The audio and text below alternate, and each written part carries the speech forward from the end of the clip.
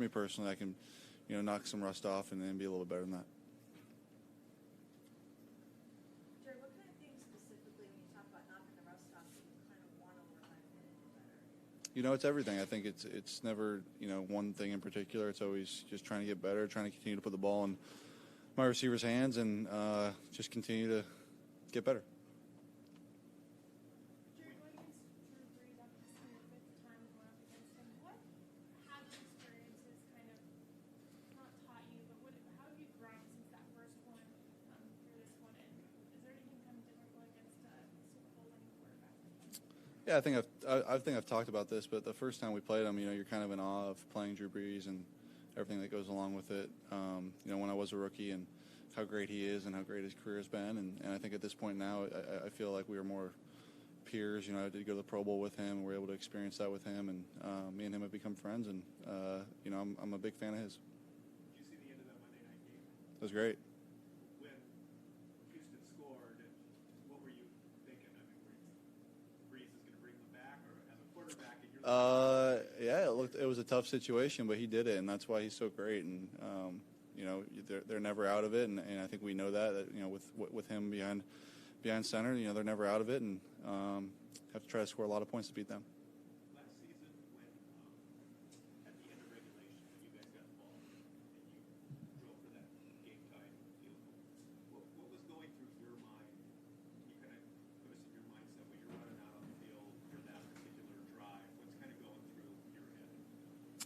Yeah, I really wanted to score a touchdown, honestly. I wanted to go down there and punch one in and finish the game, down there with, hopefully less than, 30 seconds and not give them much of a chance to get anything back. But, we had to settle with a field goal, and Greg hit a long one, and the rest is history. But just try to go out there and execute.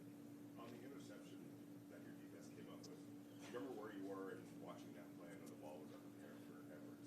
Yeah, I remember being on the sideline, and you feel pretty helpless. That you're kind of at the mercy of whatever they do offensively, and but so confident in our defense at that time. They'd been playing so well in the second half, and we're kind of so close to a turnover for so long, and you kind of felt like, okay, we might have a chance to get one here, and sure enough, the ball went up in the air, and that was the chance, and John made a great play, and again, Greg knocks down the field goal, and the rest is history. What was it like seeing Dante make that hit on that play? It's great. Yeah, Dante's a great player for us, and was able to get in there, and someone that we were happy to add halfway through the year, and has made a lot of great plays since he's been here. Yeah, the Saints have been pretty open about how upset they still are from that game and how they want revenge this week. How do you guys approach the game on Sunday? We're trying to go 2-0. I think that would be their mindset as well. They're trying to win the game just like we are. I don't think there's nothing that we're taking from last year as motivation, and if they are, great, but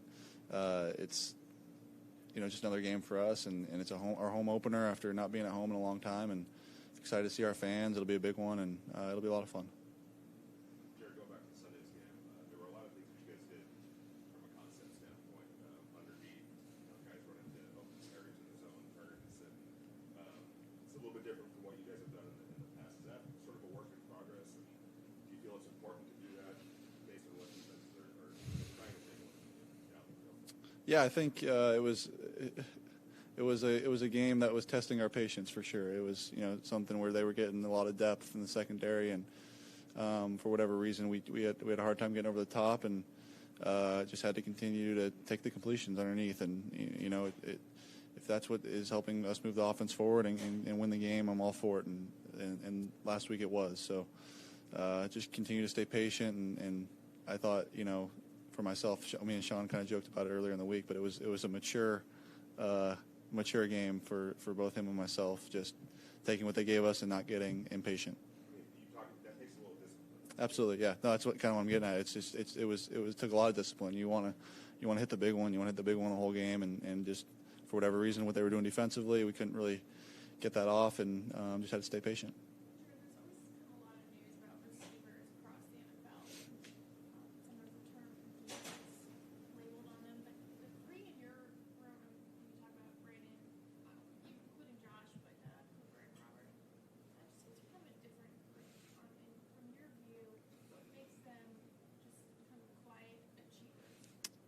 They're all just extremely hard workers and understand a bigger goal. And I think, I'm very lucky to have all three of them, really all four of them, in everything that they do. And I think it's a very unique situation where all three of them are unselfish. And I think I've never been on a team where it's like that, where, one guy goes for 150 and one guy has one catch, and the one guy with one catch couldn't care if we win the game. He doesn't care at all about the numbers. And it's a very unique situation where I think all three of them individually on their own growing up through football have always been that way, and we happen to get them all on the same team. And they feed off each other, they work each other, and I think in the practice field you see it every day. I've experienced a few different receiver groups, but I can't imagine another receiver group that works as hard as they do every day. Does it take a load off your shoulders when, as a quarterback, you don't have to worry about? Yeah, I don't have to push them. I don't have to, say, hey, I need you to run harder here. I need you to work harder here. I mean, there's never been any of that, and it definitely takes a big weight off my shoulders and our whole team's shoulders. I think when you look out and you see them working hard, it brings everyone along, and those guys are three of the silent leaders of the team, I think. There's some drama at that position, it seems sometimes around the league. I don't think where. Do you appreciate the non-drama that you have with this group? Yeah, I think I'm just very lucky to be in such a unique situation with those three, and try to show my gratefulness every day. I do realize it is rare, very rare, to have three guys that not only work that hard but are of their talent level and are as selfless as they are, and want to block and want to win and don't care about their numbers and want the other person to succeed. It's very rare, and we're very lucky. What was it like to have Cooper back?